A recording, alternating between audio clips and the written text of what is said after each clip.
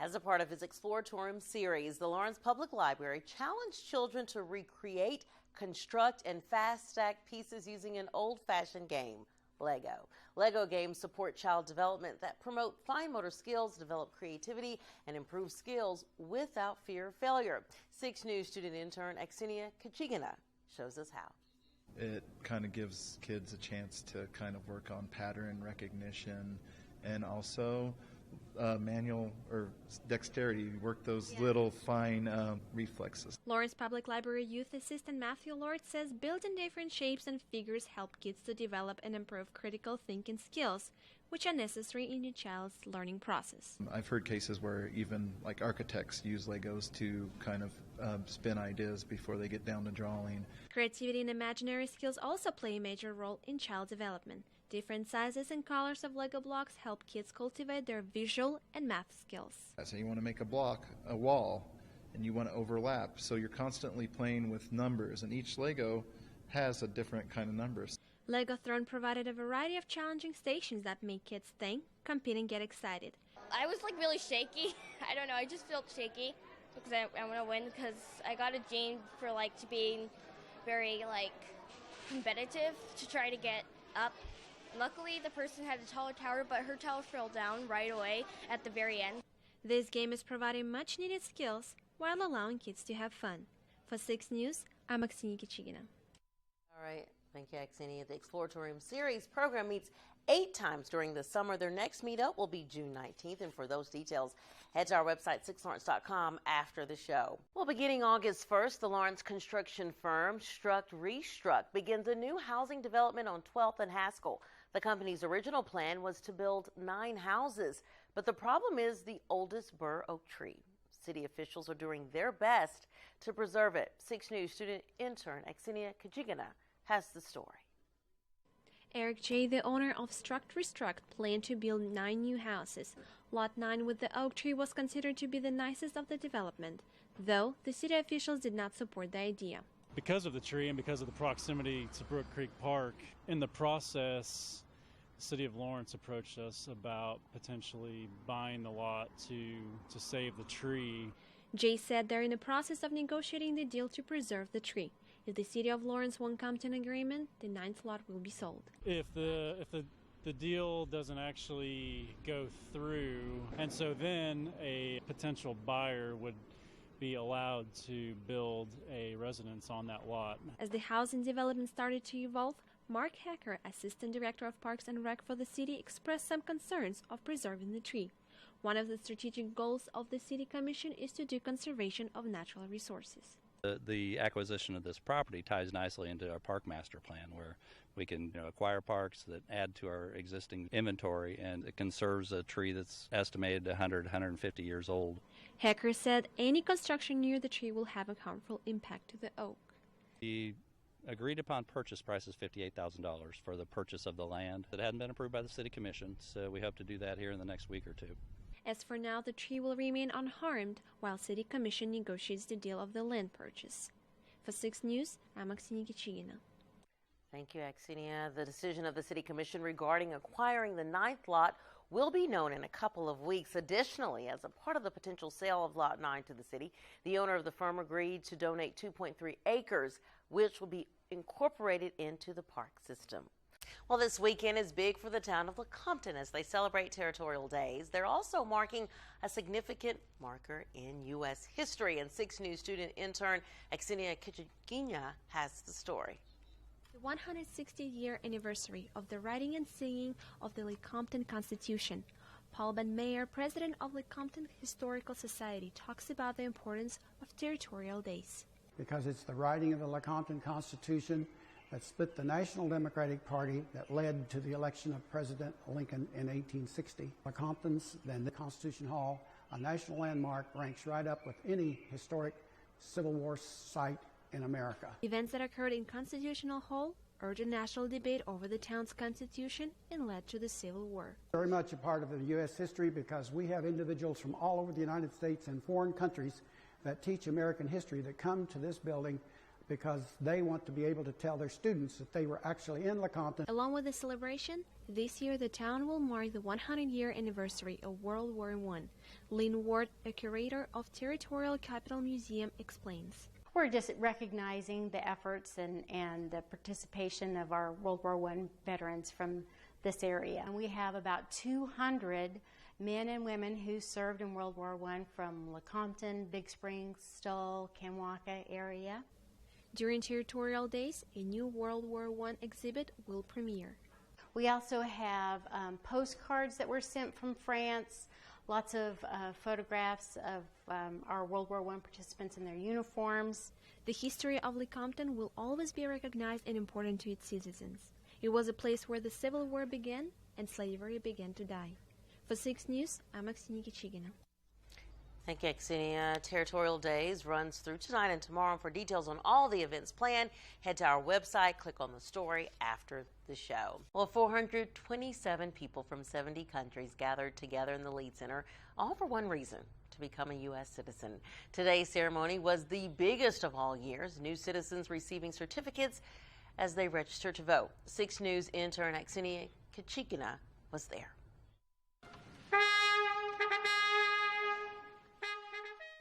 Wednesday, more than 400 people from all over the world became U.S. citizens.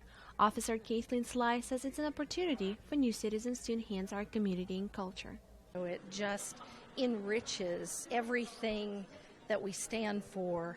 The new citizens expressed their happiness and pride to be a part of this country. Mohammed Al-Badravi from Iraq reacts. Finally, my dream is being true now. I'm very proud on that, and I hope I can do my best to serve the United States. To become a U.S. citizen is the first goal of many, but the actual goals come right after. I just need to grow my family here and being a good citizen for the United States, so this is my goal in life. For some new citizens, the United States is a place to make their dreams come true. The biggest dream of Stephen Okeke from Nigeria is to be the best he can be in this country. No doubt it's the greatest country in the world, and with opportunities. I want to be part of that opportunity. After the ceremony, they registered to vote. Monica Gilbright from Peru says voting is one way to express your voice. Participating, giving opinion, to respect everybody's opinion, but it's important that you express what you expect from this country, for your children. Voting is the only way that you can actually make a difference. At the end, surrounded by family and friends, these new citizens have the same goal: find new job opportunities and create better life. For 6 News, I'm Aksinya. All right, thank you, Aksinya, for that. The ceremony is usually held at the Dole Institute, but because of this large group, they moved it to the Lead. The annual Downtown Outdoor Sculpture Exhibition begins today. This year's exhibits range from the poetic to the mysterious. The artworks are displayed on the streets of downtown Lawrence and at the Theater Lawrence. 6 News intern Aksinya has the story. Is the 29th Annual Outdoor Downtown Sculpture Exhibition, sponsored by the City Cultural Arts Commission. Porter Arniel, Director of Arts and Culture, explains the importance of this program. Pleased that these artists get, both the opportunity to show their work for the benefit of all of us, and they gain some professional skills and learn more about how to do this kind of work in the public realm. Each year, the best 8 or 9 artworks of local, regional, and national artists are showcased downtown Lawrence, with each artist receiving a reward. They each get $1,200. Basically, we borrow these artworks for 1 year, and then they'll come and pick them up, and then they can show them in other places as well. And then this is plastic. This is John Rasmussen, one local artist, has always had a passion for art. His sculpture, Golden Rain, is a piece inspired by the nature. The little seed pods have 3 segments, and if you pull one of the segments off and you look inside, this is kind of what it looks like on the inside. Looks like an angel or a bird or a butterfly. It's gorgeous over there. The color just pow. Love having it at that location. Golden Rain is his second exhibit for the program. Rasmussen says it gives him a goal to work towards. I'd like to continue to do sculpture like this, do some large pieces, outdoor pieces like this, and maybe even work with some smaller size pieces too. At the end, Arniel says he hopes to expand this program in the future and possibly pay the artists a little bit more money. For 6 News, I'm Aksinya. I'm sure they'd appreciate that. Thank you, Aksinya. The tour and reception are open to the public. Sculptural exhibits will be around downtown Lawrence for a year. The Lawrence Arts Center brings back the Free State Film Festival. It is the annual celebration of film, music, art, as well as ideas. And this year's festival's theme is activism. 6 News intern Aksinya has the story. Despite limited funding, the Free State Film Festival will feature films, live music, comedy, and free discussions at local restaurants. Marla Angel, the film festival director, says there's an event for everyone. So this year you can do everything. You can literally come to all of our events. We have stand-up comedy by Nikki Glazer, we have a storytelling performance by Barry Crimmins, and a wonderful concert by Chicano Batman. The activism theme was also chosen for a reason. The festival will showcase films ranging from documentaries on social issues all the way through narrative films filmed in Kansas. This year is the year that everybody is politically engaged and wanting to become more engaged in their communities, figuring out how can we make a difference in one another's lives. In addition, Ben Alvers, exhibition director, says this summer's festival indeed differs from the past years. This year's content is pretty socially relevant and pretty cutting edge in terms of the content and the stories that are being told. It's a really unique opportunity to dig way deeper into the film. As the Free State Festival continues to grow every year, at the end of the day, it has one goal: to engage people with one another socially. I think it's a really unique intersection of artists and audience and educators and thinkers. The Free State Film Festival is a great program to meet new people who have specific interests or knowledge about the topic and to learn from them. For 6 News, I'm Aksinya. Thank you, Aksinya. And it all kicks off tomorrow through July 2nd. Tickets for the event can be purchased at freestatefestival.org or at the Lawrence Arts Center. Every summer, the International Institute for Young Musicians International Piano Competition brings talented students from around the globe to Lawrence for one reason: to show their talent. Scott Smith, professor of piano at the University of Kansas, says this program is more than playing piano by yourself. I saw a need to have a program where we brought the top pre-college pianists from around the world. We offer lessons, we offer music classes, but actually what it's really about is just give them a chance to be together. The piano competition is an important step in students' development to become musicians. It gives them an opportunity to play long memorized works in front of a large audience. So it gives them a chance to set a goal, test their skills, and hopefully some of them will go on and do well in international things.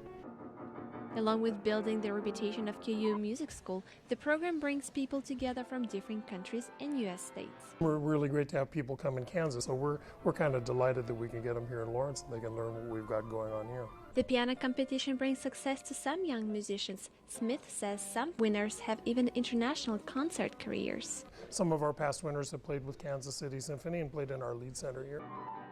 After the semi-final round, 6 finalists were selected for the final performance. 17-year-old Barry Zhang is one of them. Barry says music is a part of his identity. Music is, there's so much in there that I like and I enjoy about it, so it's easy for me to sit down and practice. At the end, Smith said anyone is eligible for the piano competition as long as they commit practicing 4 to 5 hours a day. For 6 News, I'm Aksinya.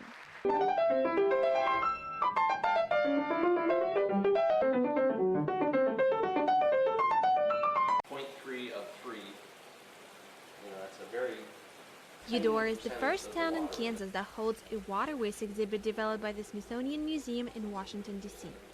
After us, it goes on to a few different states, and it's a fairly competitive process to try to get one of these exhibits. Ben Terwilliger, executive director of the museum, says Eudora is located in a heavily populated area by Kansas standards, which allowed the museum to first host the exhibit here. There's a lot of people that want them, so we're very glad to get it. Douglas County Commissioner Nancy Thelman says it is an honor to showcase the waterways exhibit in the new museum. Treat for Eudora to get to have it, but I appreciate it because it talks about an incredibly important topic. It studies our relationship with water. How does water influence us? How has it influenced our history? How does it impact our culture and our society today? And what's the future hold for water? Walking through a variety of displays that focus on water benefits, its pollution, and use in agriculture, any visitor might think of water in a different way. What could be more important than learning about a resource that keeps us alive? It certainly helps educate people about water, including about water use here in Eudora. Along with the enjoyment and learning, Nancy says the exhibit correlates with one of the world issues, like water scarcity. It's really timely because water issues are huge. It makes you think a little broader and deeper about something that we really take for granted. All said and done, hosting Waterways exhibit is a big achievement for the museum. Nancy said it helps to build the community pride. For 6 News, I'm Aksinya. Summer is the perfect time to stay outdoors and try new activities, and that's especially true for July as Lawrence celebrates Parks and Recreation Month. Area residents have a chance to explore a variety of programs while discovering new places. 6 News intern Aksinya has the story. Whether you like an outdoor fitness, listening to bird singing, or simply enjoy spending time with the family in one of the parks, Lawrence Park and Recreation gives you an opportunity to do so. Just go, hey, don't forget, there's a lot of things you can do here in Lawrence. Since 1985, the Lawrence community celebrates July as Parks and Recreation Month. It's a good way to get outside and visit local parks and facilities. Well, July is one of our busier months for programs and activities, so kids are all out of school and we just have a lot of things going on. During this month and throughout the summer, Parks and Recreation constantly contributes to the Lawrence community. If you get a job, you get here, and what do you want to do after work? That's what we're here for. So all the activities we present to people and all the parks and trails and things that give people things to do. Mark Hecker says there are more than 25 programs running every single day of the year, and each program helps to build a healthy and active community. Our demand for services in Lawrence is just very, very high. In other words, people like the Parks and Recreation Department, and they request more. In addition, parks and natural recreation areas provide beautiful places for children and adults to connect with nature and be outdoors. If you just went out and tried to explore all the parks and just stayed in Lawrence, you could have a pretty good summer just trying to explore and touch each one of those parks. Besides enjoying the nature of parks and places, there's always something to learn. Reporting from South Park for 6 News, I'm Aksinya. Thanks, Aksinya. Lawrence has more than 50 parks around the city. To learn more about participating in some budget-friendly activities, visit the website lawrenceks.org. Some Kansas State University students from the Shelter Medicine program are on the road to provide surgical services for nonprofits and municipal animal shelter organization. 6 News intern Aksinya has their story. I ask her what else she's done so far in the new Kansas State University veterinary students spend 2 weeks on the mobile unit rotation, providing free surgery and veterinary care to different humane societies in the central Kansas areas. And these students get to do 30, 40, 50 surgeries, so they get all of this surgical experience that most vet students don't get. Kate Maggi, executive director of the Lawrence Humane Society, says by giving free help to shelter, students gain new knowledge. Teaching them about how shelter medicine is different than private practice medicine is really valuable, because then they might be able to go out into the world and help the shelters even more. Meanwhile, students are performing spay and neuter surgery to shelter pets so they can have higher chances to be adopted. So this is the way that they can help ensure as many animals as possible are spayed and neutered, and that they're not contributing to the pet overpopulation problem. K-State senior student Christina Danforth says it was her first day on this rotation. Basically work on population control. We spay and neuter a lot of dogs and cats to help make them more adoptable, to help move animals through the shelter, and that way we could save more lives. Even though it was Christina's first time, during her college year she has worked with pets from humane societies in school labs. Being out of the classroom, applying the knowledge that we've learned the last 3 years, and just really getting the hands-on experience has been a lot of fun this year. And she also says this hands-on experience helps her develop some technical skills that will benefit her in the workplace. Just kind of like for those things, irregular heart rate. At the end, Meg just said that shelter medicine is growing and it could be a viable career for a vet. For 6 News, I'm Aksinya. Thank you, Aksinya. The Shelter Medicine Mobile Surgery Unit has been running for about a couple of years. Veterinary students have performed thousands of surgeries to shelter pets. Elsewhere tonight, the Lawrence Community Shelter always thinks of those who are in need, and they've developed a plan to expand care and occupancy with help from the Douglas County Commission. 6 News intern Aksinya got the scoop earlier today. Can have an extra 15 folks in the building. The goal of the Lawrence Community Shelter is to better serve a particular part of the homeless community. Executive Director of the shelter, Trey Meyer, plans to renovate a warehouse storage area to provide additional space for new guests. All that they're willing or able to receive right now is just shelter one night at a time. And so we hope with this proposal to develop that option so that we can serve that part of the community better. To begin remodeling the warehouse, Meyer asked the Douglas County Commission for $54,000, which would cover construction costs and pay overnight staff. But when the funding would be available depends on county and city commissioners. My sense was that there's a good deal of support for the shelter's request. I hope that my partners at the county commission will want to support the shelter in doing this. It also fits well with what Douglas County's been working on for the last couple of years, which is how do we improve our services. 125 beds in the main part of the dorm. We can have an extra 15 folks in the building. The community shelter currently serves 125 people, and it plans to add 15 more beds when temperature drops below 40 degrees. We're going to serve as many people as we can so that when we do have severe weather, we have a little bit of cushion so that we can admit a few more people and still not hit those occupancy limits. Along with the auxiliary shelter, several additional projects would be accomplished within the warehouse. Back against that wall, we have furniture, part of our post-move-out support programs. Then back behind me here, there's going to be a social entrepreneurship project. All said and done, Meyer says the community shelter aims to return the guests' hope for a better tomorrow. For 6 News, I'm Aksinya. Thank you, Aksinya. The final decision to expand is still up in the air. However, it appears there is a good deal of support for the shelter to move forward. Maintaining the corn business requires a lot of time and effort. Therefore, the season of selling sweet corn for workers at Bismarck Gardens soon can be over. It's quite a bit of work. We could expand, but then we would have to short ourselves. After 35 years in business in sweet corn business, after this year, the Nanamaker family will focus more on traditional farming, like regular field corn, soybeans, and livestock. Though the decision of closing down the longtime favorite business was tough. At the end of the day, it's kind of like, okay, it's all right. But then people are just begging, says, well, just can't you plant a little dab for us? In order to continue managing the sweet corn business, Nanamaker says it's necessary to find the right person to do it. But we've got to have a transition strategy so that we can pass the farm down. While bagging 13 years before they're sold, one of the helpers, 12-year-old Wyatt Sutton, has been around Bismarck Gardens for a couple of years. He says it's more work than fun. I was kind of hoping I could work here for a while, but now that it's closing down, that's probably not going to happen. Wyatt would like to continue a farmer's life.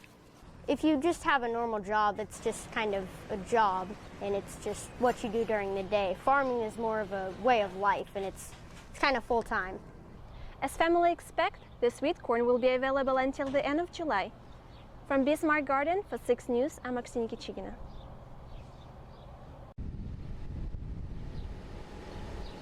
Consider riding a bus, but you want to know how beneficial and interesting it could be? Then Ilka Ivanchek has answers for you. Using the bus gives you a sense of patience and experiences you might not expect. Coming from Philadelphia to Lawrence in 1991, Ivanchek did not look for owning a car, but riding a bus, though the town did not have any transit system until 2000. Moving here, it was a little bit of a shock, but once the bus started happening, it was just like, why do I ever need to leave? In living in Lawrence for 70 years, she has never owned a car and still does not see need of it. She says the cost is the primary reason that prevents her from purchasing a car or using the ride services like Uber and Lyft. How often was I going to use this thing that costs so much when the bus is going exactly where I need to go? But she says there's also an ecological impact. Plus, it helps out the planet, which is great. It's probably more equal now just because I've become so used to it. While Ivanchek riding on the bus, she enjoys reading a book or browsing her phone and likes the opportunity to meet all types of people. If there's someone on the bus that starts a conversation with me, I'm going to talk to them, which is one of the lovely things about our bus system. In addition, she likes observing her surroundings. It's like I get to sit and enjoy the outside while I'm still getting to where I need to go. Along with enjoyment, there are other benefits that Ivanchek finds, like the flexibility of the bus schedule, affordability, and comfort. For 6 News, I'm Aksinya. When I'm taking bus 11, and all for the purpose of coming to another country for education, that's probably one of my favorite memories. Well, Lauren's family experienced a special moment that has never happened to them before. 3-year-old Dixie Stan receives a surprise gift from an unexpected visitor. 6 News intern Aksinya has the story. To me, that was beautiful because a lot of people... A regular day turned into a blessing for Stan's family when Officer Peter Kirby simply brought an unexpected gift for Brandy's daughter, Dixie, while they were out of town. He had a frozen doll, he said, and he said he'd been waiting to give it to a little girl because he has a little girl himself. When they returned home, they found this Elsa doll sitting on the porch with a police badge sticker on it. It was very sweet, and I found it beautiful even though it was so small of a story. She also lives in a castle? The kindness of Officer Kirby was not left behind. Brandy says it was very important for her to express gratitude to the officer. I was very moved by it, and watching my daughter when she picked up that doll, and she was smiling really big, and she was like, Elsa! Despite the bad publicity that's put on some police officers these days, Brandy says she's always had a good impression of officers of the world. It's always been a positive look, but it has made it more positive. We have some very, very great police officers working in our city, and we are lucky. That's why she believes it's important for Lawrence residents to thank our police officers. We should take their kindness into consideration more and thank them for the work they do for us more. This act of kindness is not the first one for Officer Kirby. According to police spokesperson Sergeant Amy Rhodes, Officer Kirby has brought his own stuffed animals for children on calls he responds to. For 6 News, I'm Aksinya. So good to hear. Thank you, Aksinya. Officer Kirby stated he didn't do this for the attention or the publicity. He just did it simply for the kids. This year, the Douglas County Fairground renovations projects will have a variety of features that will benefit the displayed livestock and the Lawrence community. This year's Douglas County Fair will make use of all the features in the nearly $8 million Fairgrounds renovation project. It was just time to upgrade our facilities, and now we have, I would say, the state's best facilities. Margaret Kalb, Executive Secretary of the Fair Board, says the old livestock barns required lots of repair, and that's when the 2 new facilities like Open Pavilion and Outdoor Arena were needed. After that many years, the buildings were showing some age, and they'd planned for this building for years using capital improvement funds. The design of the Open Pavilion incorporates huge ceiling fans to keep the livestock stalls cool. So we hope that it's much cooler than the old livestock barns where there weren't any fans or anything like that. The facility will also include a judging arena, your swine, your sheep, your llamas. I mean, really all your livestock other than your beef are going to be all together. To enjoy a show of the Demolition Derby, the new outdoor arena offers better seating spaces as well as the enhanced safety. It's very handicapped accessible, there's wide concrete alleyways. Along with these 2 biggest projects, Florida Meeting Hall is another place of renovations. This building, everything's going to be out in the open. You'll be able to see photography, rocketry, geology, there's even woodworking. The other renovations include added 16 camping spaces, upgraded sidewalks and driveways, and expanded parking lots. The Fair Board members hope these new facilities will be used a lot for other purposes throughout the year. The renovation's 2 biggest projects will host some of the fair's most popular events. Reporting from the Douglas County Fairgrounds, for 6 News, I'm Aksinya. This week is a major week for Lawrence community because U.S. Track and Field Junior Olympics begin today. The big event expects to draw more than 30,000 people to participate, watch, and enjoy. The Junior Olympics Championship welcomes the nation's top track and field athletes between ages of 7 and 18. Bob Center, Executive Director of Lawrence Sports Corporation, says the city has been preparing for this event since 2015. Preparation, I mentioned earlier, do we have enough hotel rooms, enough officials, enough volunteers, and support folks? About 10,000 athletes, along with more than 30,000 family members and spectators, are visiting Lawrence for the championships. We will lodge as many people as we can, but we need Topeka, we need area Kansas City hotels to be involved. To accommodate all the guests, Explore Lawrence has been working with local hotels and visitors bureaus in surrounding communities. Andrea Johnson, Director of Marketing and Communications, says they even created a website specifically for accommodations. People were able to go on to our website, unmistakably.lawrence.com, and start searching for hotels for this year's event.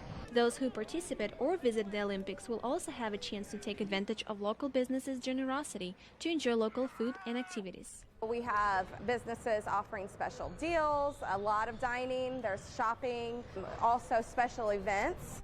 Johnson also says the money that Junior Olympics guests put into the local economy will outpace the investments provided by the City of Lawrence. We've run our numbers through pre-event of how many guests we expect, and it's come out for the entire region of Northeast Kansas as a $22 million. The exact numbers of economic impact will be determined after the event is over. At the end, senators said that other areas of Northeast Kansas will also benefit from the Olympics. Thanks to the City of Lawrence and local businesses for contributing to this Junior Olympics, the championship will last until July 30th. Reporting from the Rock Chalk Park for 6 News, I'm Aksinya.